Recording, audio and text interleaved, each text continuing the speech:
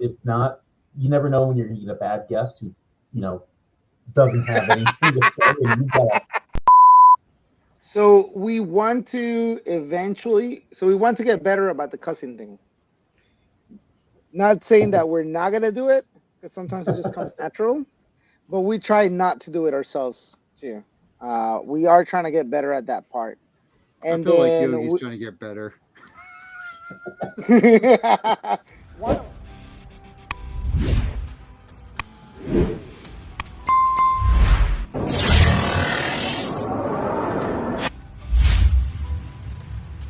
one of us has to. You know what? I'm the It's troublemaker.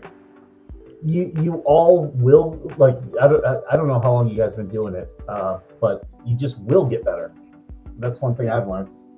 The people who don't quit at it, they always get better.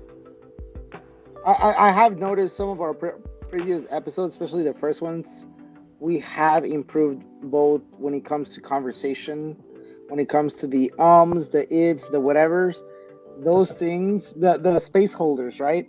Those have improved a lot when it comes to both of us. Also getting, as I you were still do it a mentioning, lot, so yeah, I get the it. but sometimes it happens.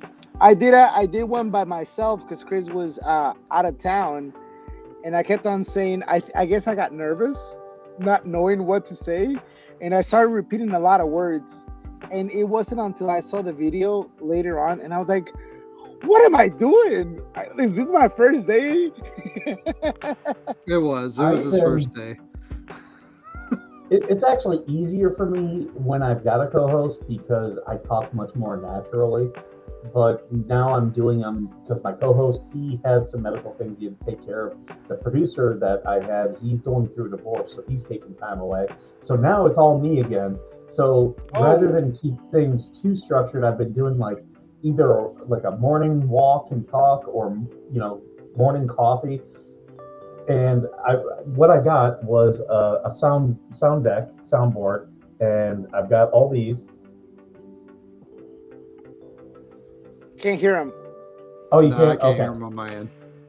Okay, but I've got a soundboard where I can play sounds during the show, and Okay, those, if I start getting into where I can't say something, I just you push just hit the those real button. quick, and it gives me a second to kind of organize my thoughts. Hmm. That's smart. That really is smart. Uh, I'll tell you, I'm mad I didn't do this earlier because I was expecting. I don't know if you've ever looked into Stream Decks. They're like $250 uh, for a cheap one. Well, they have Stream Deck Mobile, which was only $60, and I put it on my iPad. So my iPad, I'll show you. I built all these sounds, and most of them have pictures. So, like, the Ah, People's Court is the People's Court theme. So if I start talking about a court, you know, court a court ruling. Yeah. case, yeah, I just push that, and it gives me a couple seconds just to kind of organize what I want to say. Huh. That's actually pretty cool. Like, I know we have these things on StreamYard. Like, you could play this out Yep. loud, or I mean, but we really haven't played around with this too much. Like, what the heck is into space? Oh, it's Yogi. And the other thing that's cool, I don't know if you just use straight StreamYard, but I use OBS and Restream, and when I set things up in OBS, I can set some of these sounds up to like if I want to do a dun dun dun, I can like zoom in on my face as part of pushing that button. Yeah. Really? Yeah, so you can set things up with it, and there's a couple other ones other than Stream Deck that people I've talked to really like and recommend. But for me, this was a great thing because I can do a lot of my producing right there. Like I can set scenes up and just by the press of a button. Nice. Nice. Yeah, I mean, we've slowly gotten better and better. It's just kind of like 1% at a time, man. And it's just like kind of like, oh well, let's try tweaking this a little bit. And I mean, it's just kind of learning as we go because Yogi's the good looks. I'm the producer.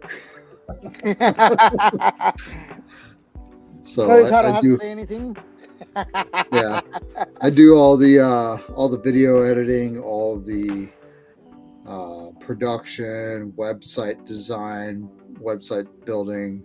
I do all that fun things. Nice. I mean, it's fun. I've learned a lot. But you know how time consuming it can be. Oh, Yeah. absolutely. And the thing that I wish I would have understood more was the social media aspect. Because I can tell you, the big mistake I did was I signed up for too much social media too soon. I had my YouTube, we had a Twitter, we did an Instagram, we did I've got Two Social, and a Facebook group. It's too much. If I was starting over today, I would never have picked YouTube as my format. I probably would have taken Twitch or something like that. Uh, I probably would have done a Discord, but like a lot of that other social media, I would have avoided, at least until I got established enough. Why is that? It's just so much to keep up with. You got to try to post on each one at least once a day. Now, some of them allow you to schedule content, which is great. LinkedIn, YouTube, and Instagram. Once I learned that, it became much more manageable. Twitter is okay. It still has some issues, but it's rapidly improving. Like now, people can do phone calls on Twitter, so I can tell veterans if you've got a problem, you can call me on Twitter, and I don't have to give out my phone number. Right. The one that I like the least is Facebook, but honestly, I get a lot of people from Facebook, so that's why I can't give it up. So Yeah, where we're in 29 Palms are you? I'm up near the entrance to Joshua Tree Park. Okay. Yeah, I just bought a house close to the park entrance, so I'm like a mile away from park property. I'm way on the edge of town, so I don't get any light pollution. I've got all the stars. People really don't come out this way, so and I bought it because I got my kid, and he wants to ride dirt bikes and stuff, and I'm not far from the hardball road, but I've got a dirt road, so you can't ride dirt bikes on paved roads here, so he doesn't have to worry about this road that I'm on. He can just go and head right to the dunes. Huh. So I've been there a couple of times, and I didn't know anything about the whole dirt bike stuff. Yeah, did you ever see the 29 Palms Airport? Not the one on base, but the one out in town. No, I have not. I didn't know they had one. Oh yeah. It's real small. There's that. There's a dirt bike track, and then the auto dump, and those are all three like half a mile right behind me. Somewhere you're right. Oh, that's super cool. That's super cool. But I'm not far from town. I mean, I can walk a mile and I'm at the casino. So. Okay. Yeah, I know where you're at. And so, did you retire out of 29 Palms, or?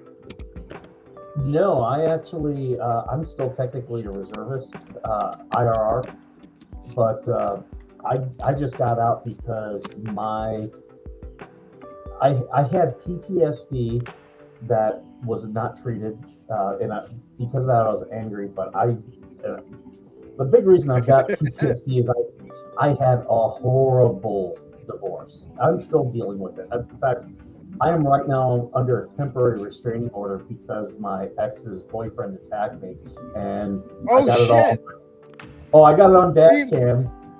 So he was a colonel. She had an affair with him, and they were working against me. So that's why, there was all this pressure coming at me at once. So I just walked out. But the dude, when he put his hands on me, I've got PTSD. I just turned around and started swinging. I knocked him in the next week. Which dang. We can talk about that because it's going to be out on my channel in 2 weeks. Yeah. Okay. Because So yeah, she went and got a TRO and said that I attacked them, which is completely false, and I've got a dash cam proving it. Wow. Dang, dude, that's crazy. Yep. It's so much drama that I don't cause. You just react to it. But yeah, and I've been attacked other times, like, because of my service dog. I've got that up on my channel. I'll happily talk about that. All this stuff is why. Yeah, I try to help veterans, but I also fight against harassment and corruption. So I think we get along. Yeah, no, that's awesome, man. So how long ago was it that you got out and became a reserve? I left active duty in 2015, late 2015. But then I did go back as a reservist for 2 good years. I did another half year, but then COVID hit and I was having panic attacks again. So I was like, you know what? I'm just gonna take some time. So I might, try back drilling again. Who knows? Yeah, man. I don't think I could do the whole entire reserve thing after being out now. I work on the base, so the good part, because there are good parts about the military that I didn't realize I missed until I started working around military people again. That's the only thing I don't like talking about is my job. I do work at one of the Marine Corps schools, and I've had people who don't like my opinions try to send stuff to the base and say that I'm doing this, and I said really. That. Oh yeah, wow. Yeah. I don't get mad about it because I do know there's a lot of undiagnosed mental issues in our ranks. So I don't hold it against those people. And what's funny is they always do the same things. First off, they'll call you a pogue, which I'm a pogue. Yeah, I don't care. I'm proud to be one. After all the years that I was spent in 1st Marine Division, I'm like, yeah, I'm happy I'm not a grunt. So they try to do that, and when that doesn't work, then they try to say that you're stolen valor. So yeah, I've got people out there saying that I'm a fake. That's insane. Mm-hmm. Yeah. It will come to you guys. Just so you know, just be ready for it and just ignore them because they're just trying to get a rise out of you. Yeah. Mike, this is what I have for you. This is your LinkedIn, your YouTube, okay. Yep, and then your Facebook. Is there anything else that you want me to add in there? Oh, can I actually? Would you mind sharing with me your Twitter? Not your Twitter. Yeah, your Twitter, so that I can add it in there. Sure. That way people. And I did see your video about the whole Twitter. You can do phone calls. Give me a call, and if I'm not available, do the Battle Buddy app. I was like, that's super cool, man. That's super cool. That's a Army vet. She started that app. She's got her own nonprofit too. Because that's the other thing. My show's now a nonprofit. I changed it last year.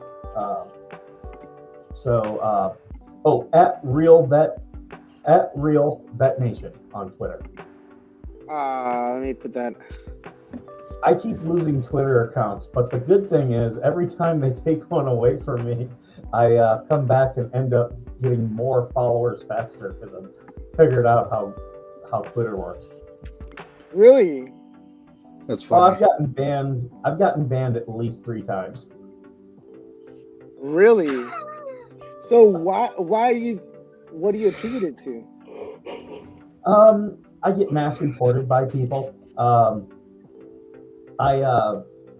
one time there was a porn star who she had gone after a comedian that I enjoy, and I just sent her a picture of a railroad spike and asked, "Have you ever had one of these inserted?" And immediately lost my like 2 hours later, I'm like, wait, why is where's my Twitter? And yeah, I get the email. Yeah, you are permanently suspended. Hey, we found a typical Marine. My sense of humor is absolutely that. Well, it's just a matter of taste, you know what I mean?